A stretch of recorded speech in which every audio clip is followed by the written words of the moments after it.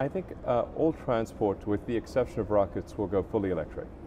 So that's why, I mean, I see the value of Tesla as an accelerant, as a catalyst in that transition. I think Tesla, maybe when one looks back on it from an historical perspective, it might accelerate that transition by a decade, maybe more. But are you on the road to producing a model that far more people could aspire to own? So the Model 3, that's the third part of our strategy, which is to produce a high-volume, low-cost car, and we expect to be in production with that at the end of next year. In order to have a substantial effect on transportation, we have to make the cars affordable. So I think the Model 3 is extremely important as part of that strategy.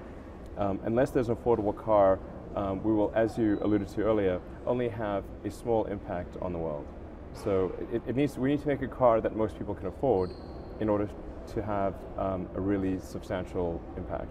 Do you see Apple building a car and that maybe being a threat to you? Encourage more participation by whoever it is to create electric vehicles. It's quite hard to do. But I think companies like Apple will probably make a compelling electric car. It seems like the obvious thing to do. Are you betting that that's going to happen? Have you heard anything? Well, it's pretty hard to hide something if you hire over 1,000 engineers to do it. So you think Apple is serious about it? Yeah, I do. This is an open secret. You've also been a leader in autonomous driving, in this road to the self-driving car. How far do you think that's going to go? The two biggest revolutions in transport are electrification and autonomy. Those are the two biggest innovations since the moving production line, and they're both happening at about the same time. I think autonomy is extremely important, and I think in the long term, nobody will buy a car unless it is autonomous. In 10 years' time, what will I be driving, or will I be driving at all? Will I just be pressing a button on an app? A car will drive up and take me where I want it? You will only drive if you want to drive. It'll be like owning a car that is not self-driving in the long term. Will be like owning a horse. You would own it and you would use it for sentimental reasons, but not for daily use, really.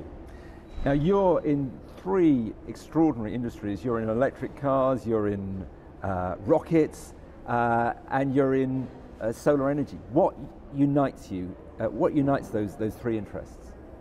Well, what I'm trying to do is to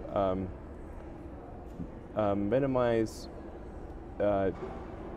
future existential threats, or to take whatever action I can to ensure the future is good. I didn't expect these companies to succeed. I thought they would most likely fail. Particularly Tesla and SpaceX. I thought SolarCity had a higher probability of success. But in the beginning I thought SpaceX and Tesla maybe had a 10% chance of success. And so I'm quite surprised really to see that we're alive. It's great. I wasn't expecting that.